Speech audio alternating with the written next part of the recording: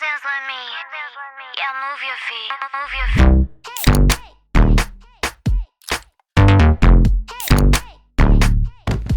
Hi there, Bill Hitchcock. Welcome to the program. It is Thursday, August 28th, and we have got a power pack program to get out to you, as we think we always do.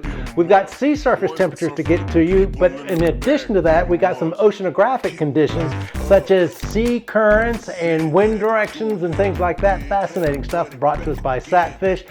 Want to let you know that Highway 12, it's open. All of the Outer Banks is wide open. The flounder season, speaking of open, the flounder season is getting ready to open up in a couple of days. We've been blitzed, by the way. After Aaron went on by, we have been blitzed by white marlin in particular, now big Hatteras bluefish and drum. So things have been absolutely phenomenal. And I also want to make a comment that speckled trout are about. We're going to talk about that. And we just got a viewer send in some shark fishing from a kayak. Yeah, there you go. Lots of stuff. Well, let's jump on into some news. This comes from the Department of Transportation. NC-12 is now open and passable from end to end, and that's including Carteret County, because that's most people. Well, some people don't realize that's where it starts. But they do ask you to please drive carefully, as they will have crews out in spot areas clearing and shoring up the dunes. And this will be the last update, by the way, from the Department of Transportation about Aaron and the cleanup. Now, as we're all excited about flounder, the season starts September 1st. It goes through the 14th. As we found out last week, the allocation is in between commercial and recreational fishermen is now 50-50. It was 60-50. It was 60-50. Listen to me. Yes, 110%. 60-40, and before that it was 70-30.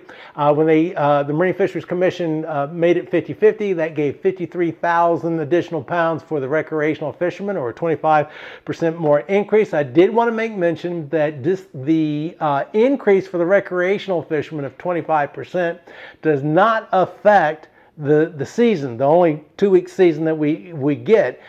We will be allowed one fish per day that has to be at least 15 inches. This is in the coastal waters, joint waters, and the inside waters.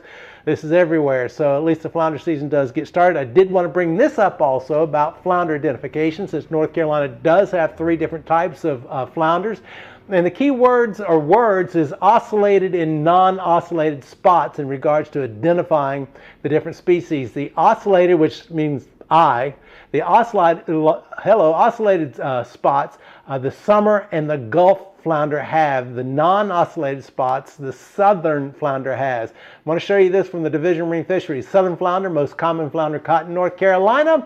Non-oscillated spots on body. You know what? I'm probably pronouncing that wrong. O-C-E-L-L-A-T. Anyway, non-oscillated spots on the body. The summer flounder has at least 5 oscillated spots on the body, 5 prominent ocelli. From the pattern like the five side of a die. So look for, shooting craps, you don't do that. Playing Monopoly, whatever it is, take a die, 5 side, boom, that's what they're talking about. Gulf flounder, 3, which we don't get Gulf flounders that often. We get the summer and southern more frequently.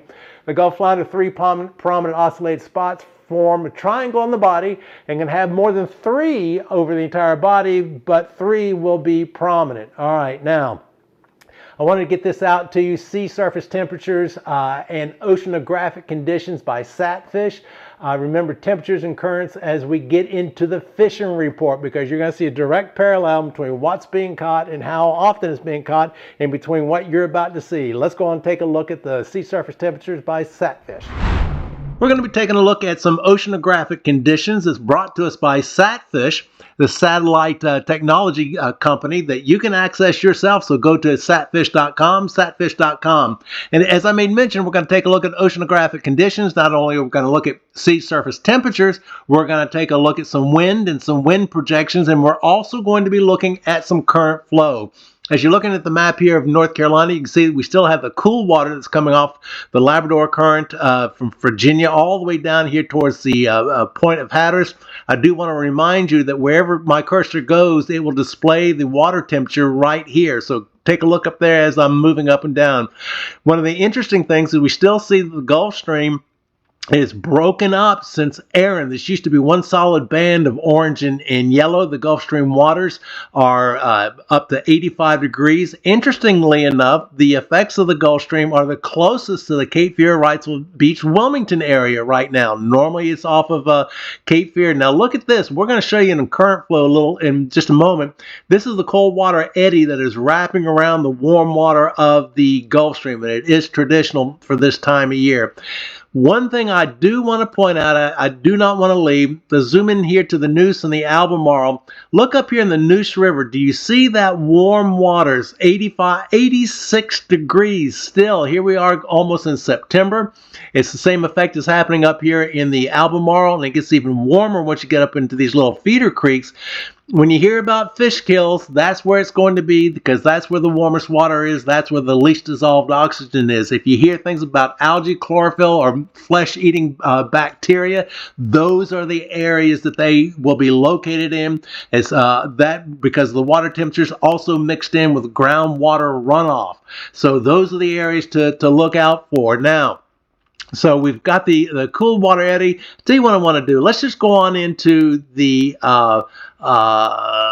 currents here. Let's do the ocean circulation currents. Now remember where that eddy was over here? That cold water eddy? Look at these currents. You see how they're wrapping around here, and they will wrap around these cold and warm water areas. This is the basic flow of the Gulf Stream, but you can see the path that it's taking. Now let's move inland.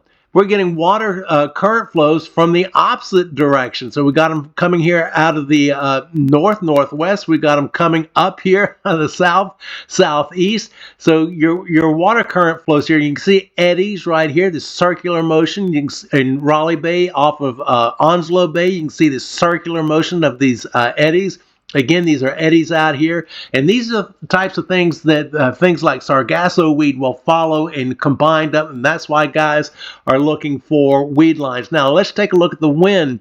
When I'm doing this on Thursday morning, you can see it's primarily an easterly wind, all even landmass out here to the ocean. By the way, if you look over here in the left top corner, you will see the wind speed and wind direction. That's at 360 degrees. East is 90 degrees. South is 180. West is 270 degrees. Now, this is when I'm doing this report. These are the wind directions. Now, let's look at the forecast. Say Saturday, we have a wind shift, and you can see that the winds off the landmass are coming out of the west. The winds off the ocean are coming out of the east. The winds on the along the Gulf Stream are going northeast. So the wind is in, you can see over here off of the Outer Banks that it's going out of the southwest. Here in the Crystal Coast area, you can see it's coming due south out of the Cape Fear area, due south. So depending on where you are will depend on what wind direction and wind speed that you will be contending with. But I do want to thank Satfish, the satellite technology fishing people, for this information. Go to their website, satfish.com. Satfish.com. Access, I do believe they got a free trial version you can try. This is amazing stuff, and as time goes by, we'll show you more and more of it. Thank you, Satfish, for the information. I find that stuff fascinating. I could do whole programs 24/7 on just that kind of stuff. It's fascinating. Now, the fishing report. That's what you want to hear about. The fishing report. Salty waters OBX fishing. They said targeted species obtained for Chris from New Jersey and a giant blue. Keep that in mind. You're going to hear more about the big bluefish.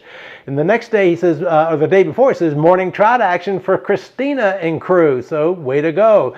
Rigged up charters out of Nag's Head. Note that the white marlin continues. He said, Matthew had a great action the last couple of days. Got him a few mahi for dinner also. That's, yeah, that's something else. Mahi becomes a bycatch for that crowd up there. They're just blitzing the white marlin, and I gave you a heads up about it. It's traditional. Every August going into September, white marlin activity from Oregon Inlet north goes nuts, and it is doing just that. Outcast fishing charters out of Wanchese. They said the Jersey boys booked a morning trip with me. I offered them an afternoon night trip, hoping for Big Drum instead. Each of them got their first citation, Big Drum. Each of them were pumped. I imagine they was. in-game sport fishing out of Oregon Inlet, and so it continues. Wow, we are having great marlin action. A 200-pound blue marlin and 8 whites today. Plus, here we go with the bycatch. Mahi for dinner. I love it. And just you mark your calendars, everybody, that August into September that go from Oregon Inlet north. That's basically where the white marlin activity happens. Now, Hatteras Island, love it that we're hearing from Avon Pier. Big bluefish. Jimmy with a big blue caught today, which was yesterday, and the day before that, Jimmy Mason with a 34-inch drum. I'm really glad to hear that from the folks up there at the Avon Pier because we usually don't hear too much from them. Now, Rodanthe Pier, they said the water has calmed, catching some spot in Porch Pompano. I love that term. Pompano, by the way, eat it. It's just one of the most delicious fish that you could possibly have. Water temperature 74 degrees. Carolina Girl sport fishing, dolphin and wahoo. But listen to the report. I love this. It says, they say, nice family, the first time offshore, and they did great. I ran out over 200 fathoms and found a beautiful temperature change with grass and floats. There's just not many fish. Had to go to plan 2, back to the shallows where the fish were, and found them on scattered grass and green water. And I gave you a heads up to listen to this, that they headed out to ideal conditions. I mean, everything was perfect, and they came up goose egg. So they came on inshore and found them, and that's what the experienced captain is going to do for you. All right, drum, Spanish, and bluefish, who's hooked up charters out of Hatteras Harbor Marina. Drum, Spanish, and bluefish. First couple of days back after Hurricane Aaron, and we are picking up right where we left off. Good fishing and got dates open, so give them a call. I said that after a hurricane, generally speaking, a couple of days after a hurricane is really good fishing, and it can be really good fishing right before a hurricane as it approaches and pushes the water on up, and that's been the case. And the conditions have been wonderful in terms of light winds, air temperatures, high 70s and the low 70s for highs and lows. Obviously, the problem for the folks out there in the Outer Banks has been you couldn't get there. 12, Highway 12 weren't open too much, so but now they're opened up. It ought to be a fantastic weekend. Frank and friends out of Avon, North Carolina, they say we have reports of bluefish on the surf and sound sides, along with some below slot puppy drum on the sound side. Good sized trout on the sound side last night, and it was last week. That's where, like in Ocracoke, we were hearing about sound side about big bluefish in drums. So the sound has been very, very productive. Frank and Franz go on to say, Captain Sam Bell with Tight Lines Fishing Charters put today's charter onto some blues and puppy drums, saying it was a fun day with a great group of guys. Now, Spectacular. Love hearing from these guys. Spectacular says they're in Hatteras. Brandon Bias and his 2 sons, Sam and Josh, are really good fishermen, and I fished with them really hard for a catch of speckled and gray trout and bluefish. They came all the way from Maine to fish Hatteras and even brought me a few lobsters. Well, there's a fair trade. Lobster, love them. Every now and then, somebody caught one a couple of weeks ago. They were spearfishing though. Anyway, back bar sport fishing out of Frisco. So finally able to get back on the water today. First trip I've ran since the storm blew through. The fish were also happy to see us. We had a nice catch of red drum, bluefish, and a 36-pound cobia to finish our day. All right, cobia. Going into September, a cobia like that's kind of unusual. So congratulations to you guys. Done deal sport fishing. Said found our mahi early and limited out. Trolled for a wahoo the rest of the day, but no takers. Found a sailfish that came in bad shape and didn't make it. Hate to see it when it happens, but that's part of the game. And I do want to stress that. There is no 100% clean fishery. I don't care, name it, it's not 100%.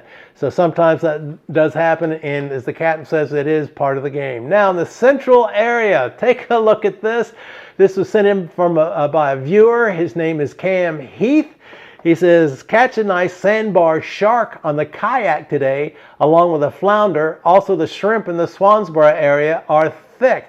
We have been watching your YouTube channel for quite some time. I figured I'd start sending some stuff in. We appreciate what you do, Mr. Bill. Thank you. My handle name is Screaming Reels Fishing. And thank you, Cam, for Screaming Reels Fishing, because I do want everybody to send their stuff on in. And also, the shrimp have been very, very thick, and it's been a wonderful year for shrimp. Go out there in the backwaters, throw a cast net, and see what happens. Now, Crystal Coast Eco Tours with Captains Jess Hawkins and Tony DeLuzio. So a very rare catch at our nearshore reef today. A mahi-mahi, aka dolphin fish, made a surprise appearance while casting for Spanish mackerel. It's uncommon to catch these fish within a mile of the beach. So it sounds like they were fishing at AR 315 right there in front of Atlantic Beach and caught themselves mahi-mahi. See, today's crew from New Jersey wanted to focus on fishing, and we had great success. Big sheepshead, large flounder, and gray trout made for a super fun day. And I want to bring this up. I think folks are starting to do it now, but AR 315 right off the beach in Atlantic Beach, and it doesn't have to be specifically that. Rarely do I ever see anybody flounder fishing there.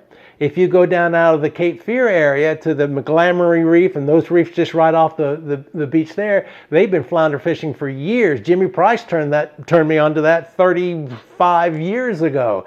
So you might want to consider that when you go into these inshore reefs for these flounders, because they are sitting out there.